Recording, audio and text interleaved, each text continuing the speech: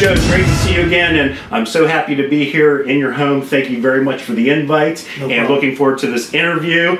Last time we spoke, we did film an interview with you since you won the Democrat nomination, and you had no Republican opponents. Now some things have changed. Can you please fill us in on that? Well, August 1st was the time for anyone of a third party to declare for the candidacy. And we had a gentleman in the city come out as an independent. He did notify me the weekend before that this was going to be happening, so I respect him for that and coming and saying, hey, this ain't going to be a surprise to you, but this is what I'm going to do. Well, it's good he provided at least that courtesy, letting you know ahead of time. So, respect for that. Why do you think he... and obviously this is speculation, but why do you think this occurred in the first place?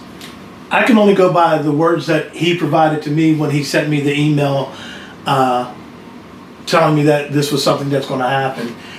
He said he prayed on it, he consulted some individuals on it, and that this has been something that he's been wanting to pursue for some time because he's ran for mayor before. Right. So I can only take him at that word. I'm not going to try to put any kind of words in anyone's mouths, any kind of conspiracy theories out there. I'm going to continue to run a campaign that gets JoJo Burgess elected the first black mayor of Washington, PA. And a very positive campaign, I might add to that. Absolutely. I'll stick to what I've always said. When you have a campaign, that is a job interview. You want people to be able to accept you to do a job. If I spend time being negative or focusing on an opponent, that takes away from me selling myself during that interview process. Sure, absolutely. And let our viewers know, why'd you run for mayor in the first place? Because I'm a proud individual from the city of Washington here. I got to tell the story that I tell all the time. I have 4 kids and 10 grandkids. 10, wow. 10. God bless. And only one of them lives in the area. Wow. Now, there are 3 in West Virginia. Okay. There are the other, 1 in Pittsburgh, excuse me. So the other 5 are all up and down the East Coast. Okay. And my kids are in their mid to 20s to their mid 30s. And I hear the same thing that we hear from that generation. I'm sick of the old Washington rut. We need something different. It's the same old Washington. I remember a Washington whenever I was their age that was thriving and bumping. Yeah, we had a great time growing up. And I want to re-energize this city to be like that. And I think that, I'm just the guy to do that because of some of the innovative ideas that I have, some of the people that I've contacted, and just some of the work that I've already done. Well, and you're born and raised here. I mean, you lived in Jock Manor with your Maple Terrace. Or Maple Terrace. I'm sorry. I'm going to go back on some of that history that I have here because I just had this conversation with someone. One of the constituents in the city wanted to sit down and talk to me and talk about who JoJo Burgess is. Sure. I'm a kid that comes from Maple Terrace. At the time, living in Maple Terrace was like, we didn't know we were poor. We didn't know that was the projects. We were all one family in that area. Right. It's not like it is today with some of the projects that we have, but that's how it was. We all grew and bonded together that way. And that's the kind of Washington that I want to see, you know what I'm saying? Yes. I want us to all be like that because quiet as it's kept, this city's not that united. And part of, obviously your campaign is to bring unity to the community. Can you elaborate on, what that looks like moving forward under a Burgess administration? Absolutely. What that looks like is, number one, we have to give City Hall back to the people of the city. We have to be more people-friendly. I've been to some of the meetings down there where I've seen some things that I probably personally wouldn't do. I'm not going to question why it happens or how it happens or how people are talked to. But residents need to now have the, I want to say, confidence that we are working for them and not for our own personal gain or interest or someone else's personal gain or interest. Everyone in this community, if we unite and come together, we can make Washington a bigger, stronger force in southwestern Pennsylvania. We're the county seat for Washington County. Yes. We should be leading by example. But I can tell you that it's different when we don't even have our own community day. If we want to go to Kennywood, we go on Canonsburg's community day. And that blows my mind. I mean, it gets better than that. Okay. Or however you look at it. Sure. If you look at some of the festivals that they have down in Canonsburg, and I'm not here to pick on Canonsburg. Right. I like what Mayor Rome is doing down there. They have re-energized that little town down there. Yes, they have. To no end. But most people here, our downtown area can be just as thriving as theirs is down there. Their festivals, their nightlife scene is just so booming right now. Why can't we be like that? Why can't we have that kind of innovation in this city for people to want to, instead of having to drive all the way to Pittsburgh, Sure, or Morgantown, we're right in the middle. Exactly. We could be that spot, and that's what I envision. If we unite and do that. I agree with you. I always thought that our biggest opportunity is actually to draw people from the South up to Washington. So I agree. When you mentioned Morgantown and Waynesburg and some of those areas, really creating that as a destination, as opposed to, like you mentioned, driving all the way to Pittsburgh from especially those areas. Yeah, we have the ability here to do that. And you mentioned, you alluded to this to some extent. Things have been a certain way for a very long time here in Washington, especially for those who have been in power for a long time. How do you plan to encourage some of these changes, for the betterment of the city of Washington? Well, in sticking to my campaign message, and it's not just a message, I want you to know that that is a way of life for me, being a union activist. One part of activism is making sure that you have unity with your people, because you are stronger together than you are by yourself.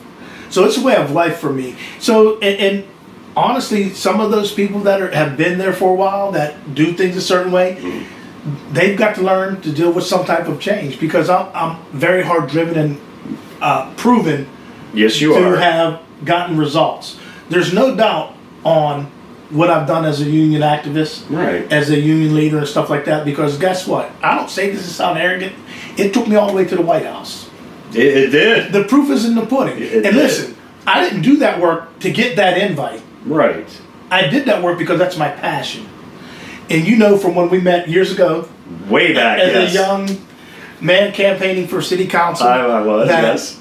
I don't look at political parties. I look at people. And when I look at people, I look for common ground with those people so that we can find something to build off of. That is where I will get through to the people that have been doing things a certain way. Once we find a common ground for whatever issue that may be, we use that as a building block to take care of other issues that we may face. Now, we're not always going to agree, course but not. we have to be respectful of each other's comments and Yes. abilities, and then we have to use that common decency and respect to build upon this city what's best for its residents. Totally agree with you. And you mentioned, obviously transparency is very important to you as well. Letting people know, opening up the doors at City Hall once again and letting people know what is going on with their government and how we can all work together, right? They have to see that, because just in the streets, when you hear certain things going on around town, they associate that with people in the current administration and something that may be below board. And it probably isn't. It may be, but we want to make sure that we have a city government that people know Yes. everything's being done the proper way, above board, and they can all respect it. And here's another thing that we also got to get good at also. Sometimes, and I learned this again as a labor leader, being a union activist teaches you a lot. And I had to learn a lot. Sometimes you're not going to have the answer that person wants to hear. But you have to find a way to deliver the news in a way that is not disrespectful, in a way for someone to get tone deaf on you and not want to hear it. I've been down again, like I said, to some of the city council meetings, and I've seen where people have just been shut down. Wow. And That's a shame. We can't have that. Even if it's a no, we have to find a way to say no and be respectful of one's emotions Yes. and thoughts. Because if we just disregard all that and feel like we're sitting high and looking low, that's going to do a disservice to everyone in the city. I agree. Changing gears here a little bit, obviously, and this goes across the board, many cities and municipalities across the Commonwealth. There's a lot of issues with blight, absentee landlords, and so forth. And that affects not only the neighborhoods, but also even the central business district. And, with blights comes a lot of crime, prostitution, drugs, which then creates a strain on our emergency first responders, and then ultimately is passed on to the taxpayers and creates that additional burden rather than investing into back into the community in other ways. Now, again, we know that Washington is not unique to this problem, but what do you plan to do to further combat blight and also those interrelated issues that come with it?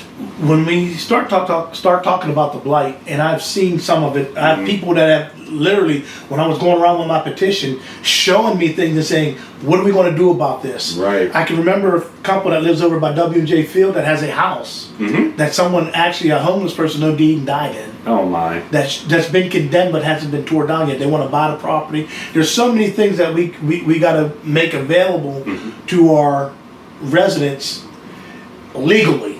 Yes. Because I think that the reason why the house still hasn't been sold to them was you have a legal time frame that you have to follow in order to do things. There's a process. We need to make sure that we follow the process and do what's right for the people in the city. Another thing, some of these empty buildings that we have in the downtown area, I've already contacted certain businesses from like Pittsburgh and that hey, listen, we'd love to be in the Washington market. We just need a storefront to go do that. No kidding. That's great to hear. I mean, that's very encouraging. Not only that, Matt, we have empty warehouses around here. I've actually talked to a couple companies. Hey, if you need to expand, hey, listen, we might have some room we could do stuff with. But my goal is to, again, build this city back to what it used to be. I can remember whenever I was growing up as a kid. You're a little younger than me, so we'll give you that.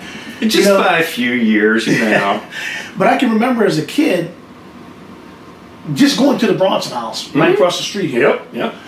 And Washington still was booming. Of course, that's no longer there. Right.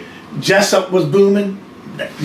People that worked at places like this really provided for their families and did great and did wonderful. They did. They had more clout than our city legislators did, or city workers and that, because they was humping and building the city up.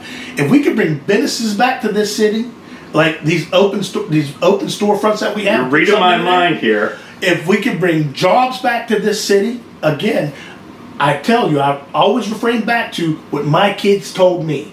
Okay. There's nothing here for me to keep me here. I'm selfish. If I bring something here to keep them here, all 10 of my grandkids get to come and beat on me, like the other ones do, man. Well, I saw a video the other day. Here we go with that. We're not going to talk about that. All right, we won't talk about that. You did get beat up a little bit, though. But you know what? I love all my grandkids. In fact, yes. I'm going to be going to one of them's football game later on today. Oh, nice. And a little story about that. He plays down in Wheeling. He goes to John Marshall Middle School. Well, the middle school down at John Marshall. Yeah. And he sent me his number and everything because I don't see pictures and stuff like that. Right. So I said, well, what number? He said, number 32.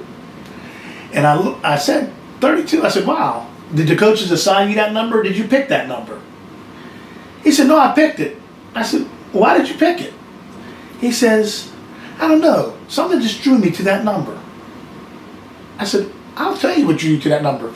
That was my old high school number. No kidding. And I actually found my jersey. We got our jerseys when we were seniors. Okay. And there's a picture floating around. And I'll show it to you right now. So number 32. I will show you that this is not a lie. I have a picture of both of the jersey. Well, him and his, and me find it. There you go. Oh, I love it. Go ahead and throw it up to the camera. Let's there see if we can do that there. Those numbers are there. That's my grandson. That is very cool. That is very cool. That's the kind of living I want, though. I want all 10 of them to be right here. Sure. I got pictures of the ones in Florida, 6 and 7. One is a cheerleader. The other one's a football player. They got their stuff on and things like that. It's wonderful to be able to see that closeness. Yes. Oh, I agree. And So, as a union leader, workforce development and job creation are very important. What are your plans in both those areas, and what challenges do you foresee, particularly in the general Washington area, to achieve? Glad you asked that question, because listen, I put my money where my mouth is, and Leonard's not here today, but Leonard will tell you, I've already had a job fair in the city. Right. There's a reason for that. I want people to know that there's jobs in the Washington area. Good paying jobs. Good too. paying, because Yes. I got a kid right now. Right. That calls me once every 2 weeks just to say thank you, because he went to that job fair. He works down at Dynamite Corporation down in the fairgrounds. Okay, nice. He started out making $28 an hour. Started out making $28 an hour. It gets better. He had just had a little girl. Her little girl was about 3-4 months old. Yes. He's a single father. He is raising that little girl off of those wages that he's making down at that plant. I just got us another Washington resident that can take care of his family and put grassroots right here and stay here. Yes. So his dad don't have to say, "Hey, bring my grandchild up here." But that's what I see, Matt. We can bring jobs here. We do have facilities that have closed, unfortunately, that are here. With some of the people that I've met through my journey through being a union activist, I can bring those jobs here to Washington.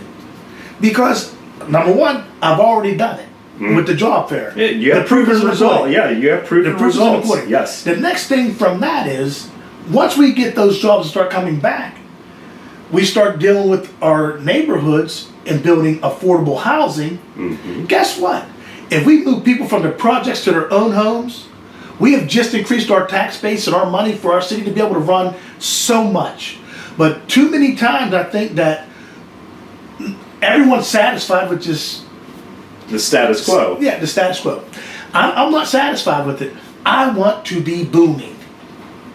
I want people when they go into City Hall to be like, "Shh, this is great." Feels like a home here. And one other thing that I must say is, I will lead from the front. Good or bad, I will be out in front making sure that the people of Washington understand that I'm paying attention. Obviously, again, with the primary election over, and at the time, even when we all sat down, you were mayor-elect. Yes. Circumstances have changed. What are some messages you want your voters to know about the November election? I got one message for that. The job is not done. Show up. The job is not done until we are going to sprint to the finish on November 8th. Now, I say that like that for a reason.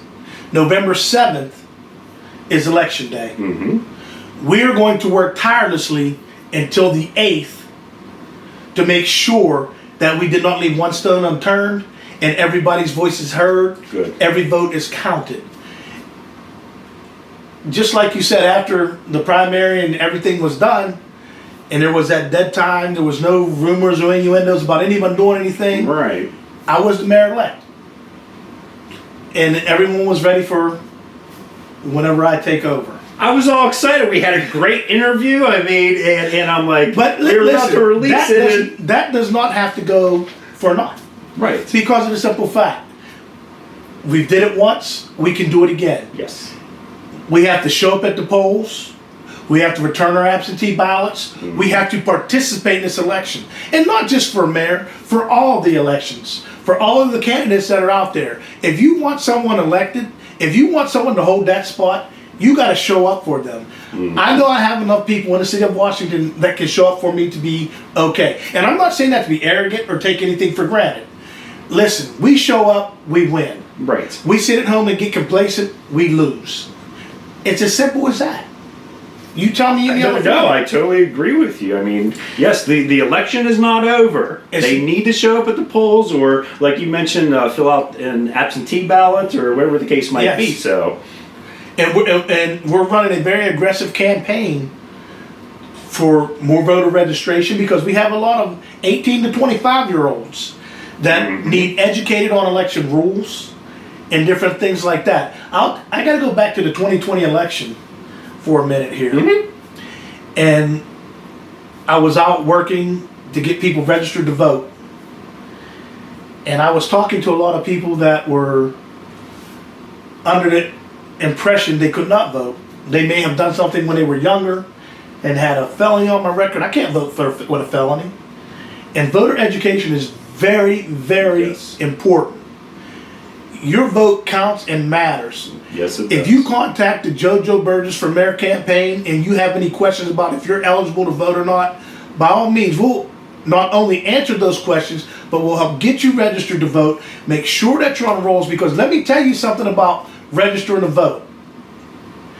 I have a young lady that is up at W&J right now. Okay.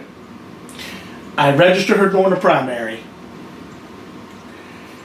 She went to get a grant for money, but had to be a resident of Washington. Okay. And they said they have nothing to show that she's a resident of Washington. And she has her voter registration card. Yeah, that's And then pretty clear. At that time, they was like, here's your money. Okay. Just that simple thing helped that young lady to go to school, to W&J, one of our most prestigious schools in the country. It is. And had the money to do it because she comes from low income family. Right. She needed the help. And just in going and educating her properly on voter registration and her rights, she had something in her hand that will now secure her future. That's and beautiful. that's That's beautiful. JoJo Burgess is about. And I'm not speaking to myself in the third person to be arrogant. I'm speaking to say, listen, we're here to bring everybody up with us. I don't want to hear about any name in this city. I want everybody's name to be recognized in this city. I want everyone to feel like they're on a level playing field. We should have people where they feel, I can't talk to Matt because he's doing an interview. We shouldn't want to talk to, well, JoJo Burgess is the mayor, so we can't. No, we're all the same, one and the same type of people. We need to start acting that way. We need to start knocking down certain barriers that exist and making sure that we unite as a city. I'm telling you, one of the big things I was working on before opponent was announced for me was I want to have a big Washington Community Day and have it down at the pavilion. Nice, nice. And you know what? I wasn't going to do it, but I'm going to tell what it all entails. You don't have to if you don't want to yet. I mean, I don't know if you want to let all the beans out yet. I'll tell you about it after. Once this is all over with, and I throw it out there because I've already talked to a lot of people to get it in motion. Okay. And then I had to pause it. But I think that the way that I got it set up is not only going to benefit the city, but if you hold a Washington address, you're going to love it and you're going to flock to the city. And we're going to make money in here. We're going to be happy. We're going to party and have fun. And it's just going to be exciting all the way around. Good. And that's not a problem. I'm seeing the passion right now in this. Like, believe me, I've been planning it. Good. I see it in your face, my friend. So I talked to some of the people already I needed to talk to, and I'm not saying that it will take off immediately when I get in office, but within my first term, I can almost state that if we get this picked off, that particular event will become a yearly event. Good. And it will bring back people that used to be residents of Washington, people that you graduated with, I graduated with, that live out there. It's going to bring everybody back to Washington, and we're all going to be singing Kumbaya together. I'm cool with that, dude. That's awesome. No, but I'm serious. I was working on it, and I said, because again, we don't have anything that celebrates the city of Washington. It brings that community pride up, right? Exactly. Now, we have the Whiskey Rebellion, which talks about history in the city. We have the rally for the bikers. What do we have that celebrates just being from Washington, PA? But and if we aren't proud to be from this small little city in southwestern Pennsylvania, who's going to respect us and love us anyways if we don't love ourselves? Well, you know, and you mentioned before in our past interview about, quote, Little Washington, and yes. and you know when you're traveling around and people ask you where you're from, what do people usually default to? Washington, D.C. Washington, D.C. or or people will say Pittsburgh, or they'll say Little Washington. Yeah, Little Washington. And I know you wanted to overcome even that type of perception. Listen, being from Little Washington, I'm okay with that. You know why? Because I don't want big city Washington D.C. problems. I like being from Little Washington and let them know that it's like I was 130 pounds when I graduated high school. Small dude, but I would pop you. You know what I'm saying? I believe. And I'm not saying that in the sense of. No, but you're talking football and everything. Yeah, I was fearless. I was usually probably, half the time I was getting ran over, but you're coming with me because I was holding on for dear life and I was going to make the play. I want this town to take that identity. We'll beat Little Washington, but when you come in here, you're going to get pumped and it's going to be a bang. You're going to love it. As long as they love it, yes. Yeah, I know you're kidding. Yes. Yeah, in the sense of, anytime you say you're from Washington, when you're in Pittsburgh, wherever, that's Little Washington. Because if you say Washington, they're going to think Washington, D.C. Exactly. So I'll take Little Washington. We'll trademark that and show them what it really means and how you have big city living in a little town called Washington. Love it, love it, love it. So, and obviously throughout the interview you've mentioned quite a few things, but just to elaborate a little bit further, what can the voters and the taxpayers expect under a Burgess administration? I know we've talked a lot about opening the doors at City Hall, transparency, creating that unity in the community. Are there other things that you would like to let our viewers know? Let me say it to you like this, Matt. There's only one way to answer that. And listen, our residents are going to take ownership of our community. I think that helps us in many ways. Mm-hmm. We talked about crime. We just had a situation where a young man got shot the other day over here in Tylerdale. Policing starts at home sometimes. Yes. If we get people to start taking pride in where they're from and what they're doing and making sure that their kids are doing the same, and we're policing the kids and educating the kids and finding something for them to do, we create a safer city. Oh, I agree. That's the start. Well, and I'm sorry, go ahead. That's the start. Once you start creating those bonds within those homes and those situations for those kids to be able to do that, that expands out even further. Mm-hmm. Now, I can say this.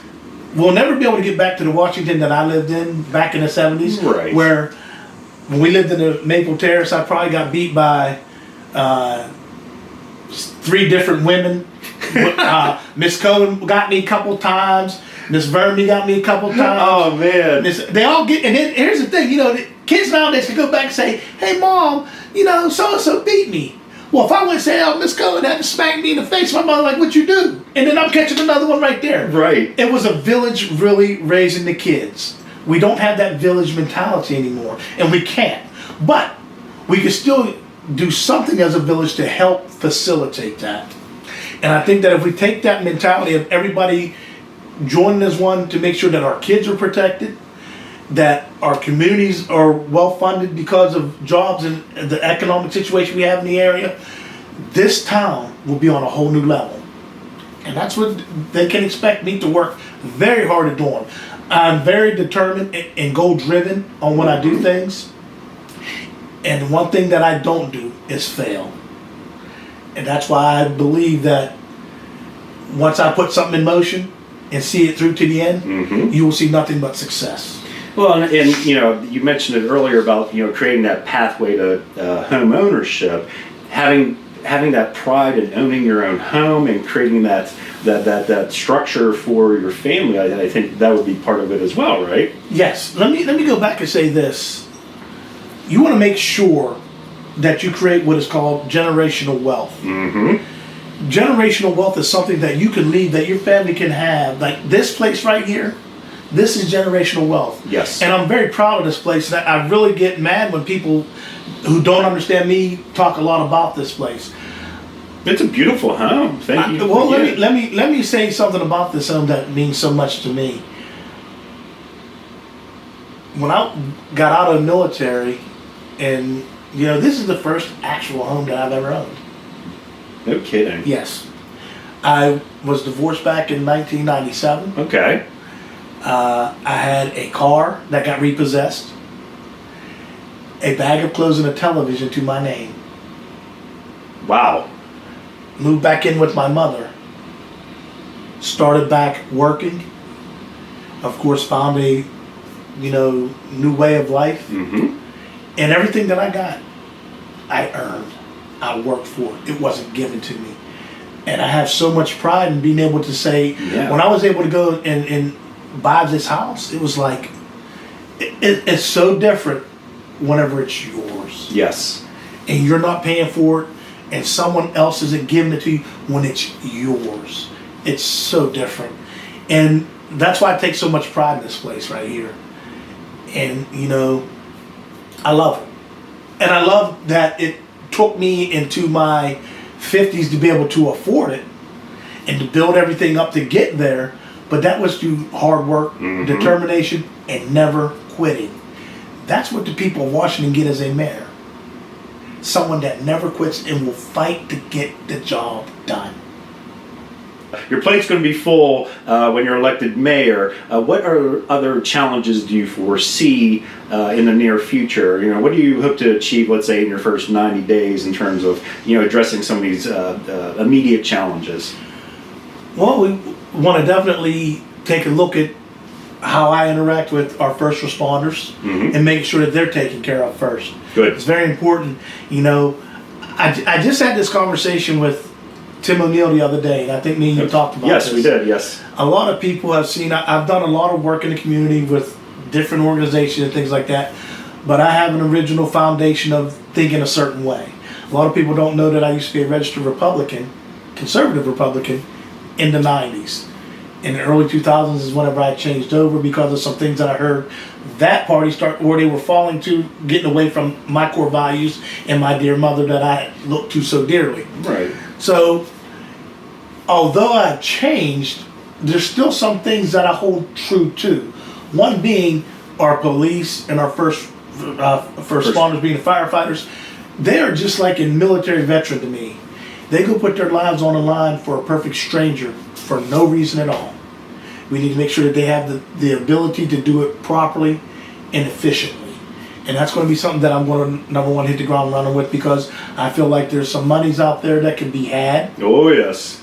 For these individuals, so that it doesn't burden the city, and it's just money that's trickling down that right now I don't think that we're making ourselves available to, if that makes any sense. Well, you're not leveraging those, or the city's not leveraging the dollars that they could to provide a bigger impact across the board. And here's another thing too. This is the one thing that I want everyone to take from what I'm saying now about not just my first 90 days. Okay. But my entire time serving as mayor. Once elected, I will not be a Democrat or a Republican or an independent. My name, my letter behind my name will be P. And that will stand for the people. Because once you're elected into office, the letters go away. It's the people that matters, and we need to make sure that they're taken care of and they are satisfied with the job that you're doing for them, not for yourself. I don't need the money that this job pays, believe me. Right. Believe me. And I ain't saying that like I'm not rich. Don't get me wrong. I'm not rich. No, but you worked very hard, like you mentioned. I did. I worked very hard to get to where I'm at. Yes. But here's the one thing that I want people to remember. I can't do for you what I did for myself, but I can show you. I can help you. And I don't believe in handouts. I believe in hand-ups. Yes. I'm going to put my hand to help you get up to where I'm at. And as long as you take that step with me, you'll be successful also.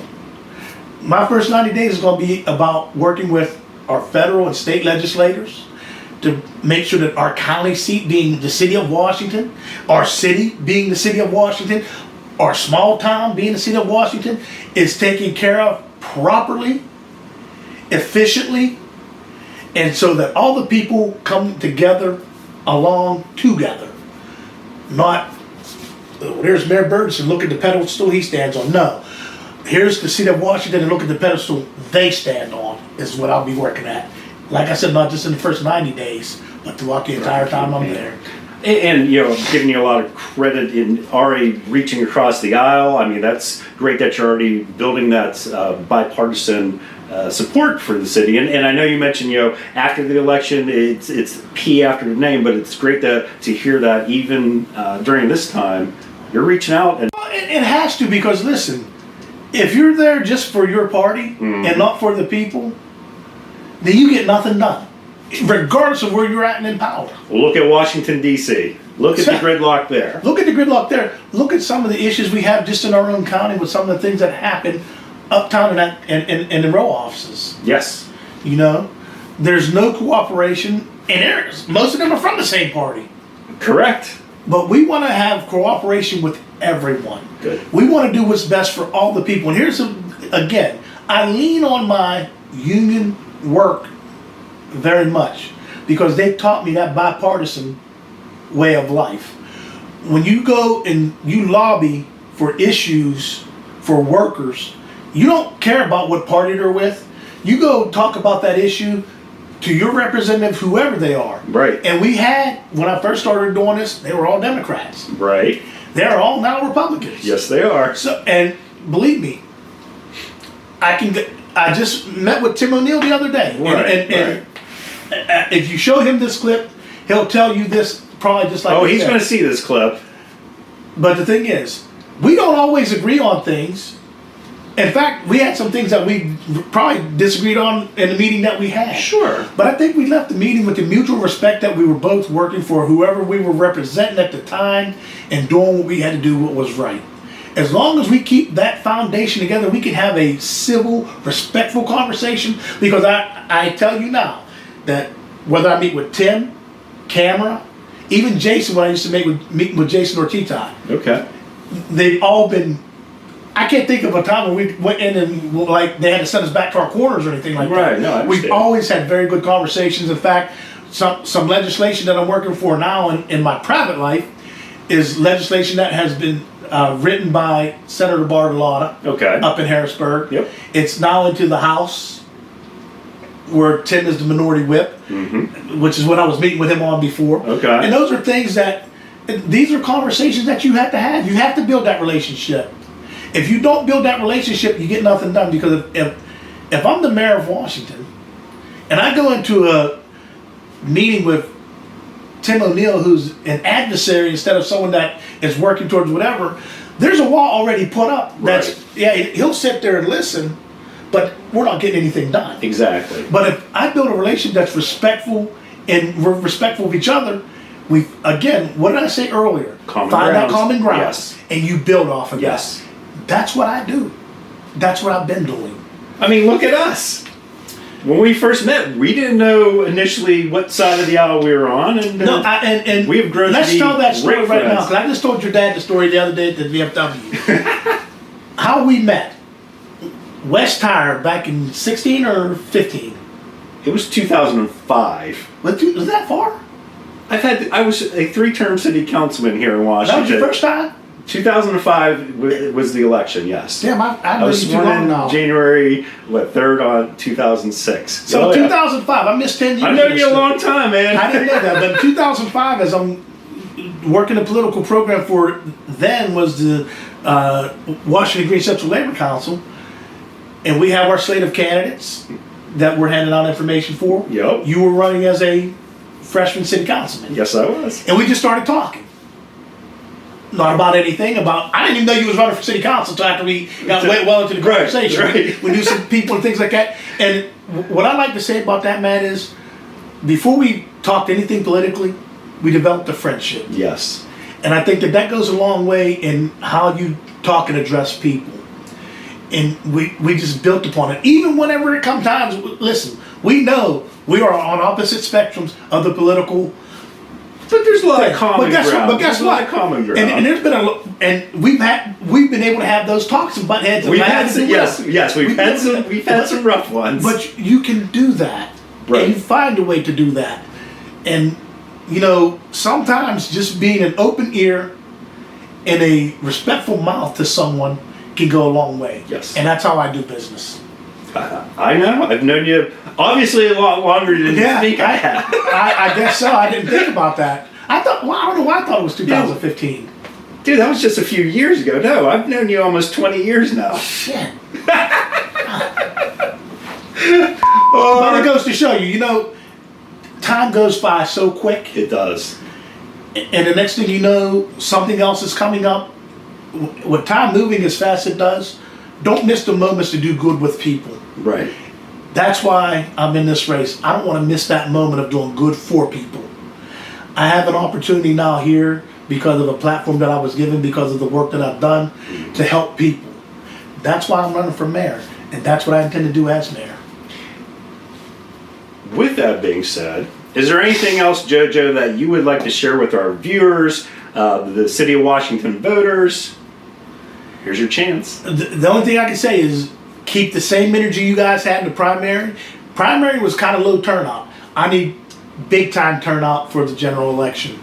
You come and you vote for JoJo Burgess. You vote for the guy that's going to put things in motion, that's going to make Washington be the best town in southwestern Pennsylvania. We got a track leading us that way. We just got to have an engine to drive us that way, and I'm that engine. I believe it. I believe it. And, speaking of which, if people wanted to donate or volunteer, or if they wanted to sign, how can they get a hold of you? Do you have a website? I do have a website, JoJo Burgess for Mayor. .com. Right? .com. Okay. Also, social media. I haven't changed my page. It still says Mayor-elect Burgess on Facebook, but the other social medias have the JoJo Burgess for Mayor on them, being I guess it would be Twitter now, or X. I don't know. Okay, so Twitter. You're on Facebook. Are you on Instagram? Yes. Okay.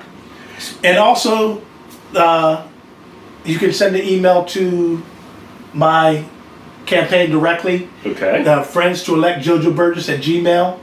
I do respond to anything that I get. I believe it. Well, JoJo, my dear and longtime friend, first and foremost, again, thank you for allowing me to come to your home to interview you, get the direction that we're heading at this point, and seriously, I thank you so much for your time. No problem. I appreciate you, and I appreciate that. I appreciate you too, Matt. Again, like I said, whenever you and Leonard talked before, I'm here. I'm an open book. If anybody has any questions of me, they're more than welcome to come and ask. I know you don't play that. Yes, I mean you're very straightforward, and yes. And I think that's another reason why I have so much respect for you, is the fact that there's no punches. I mean it's straightforward. Like, here it is, Matt. And see, I think that sometimes people are intimidated by that, but believe me, it's all meant to be very transparent and open with people. I don't want anyone to second guess what I'm doing or how I'm doing it. I want them to be able to know that whatever I'm doing, right, wrong, or indifferent, it's going to be for the betterment of this city, and nothing more, nothing less. Love it. Alrighty, well, thank you very much for joining us, and stay tuned for our next episode.